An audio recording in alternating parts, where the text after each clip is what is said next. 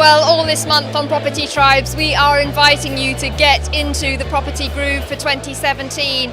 And of course, due diligence is key when being a property investor. And we're delighted to bring you a new resource for you to consider using. It's NetHousePrices. And joining me is Mel. So welcome along, Mel. Hi. Tell us a little bit about what you've got on NetHousePrices and how it can be useful to landlords. NetHousePrices is a property portal, so we list property details, and then we also have two great new tools coming in from January.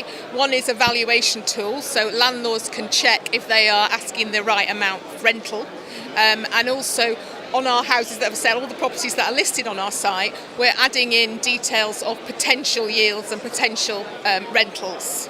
So it's great for landlords to go on there, perhaps to do their comparables, but also to see perhaps where yields are going up, where there's trends occurring. Yep, so they can identify in their area anything that's coming up. That we look through the history and we'll give them the yield of the last year, the last 12 months, so that they can make informed decisions when they're looking at new property propositions. Do you publish any kind of data that helps landlords? Do you put out any kind of price indexes or anything like that? Oh, just our valuation tool. So if a landlord is considering a new option, they can go on to our valuation tool and they can check what in the area is available at that kind of price, what projected valuations they should be able to get for their rentals. And also they can check if they're getting the right amount themselves for the rentals that they're doing at the moment. Fantastic. Do you do any kind of newsletter that landlords can sign up to? Yes, we do. Yeah, we have a database that landlords and property investors can sign up to, and if they register with us, it's a completely free service, and they'll receive a couple of emails a week.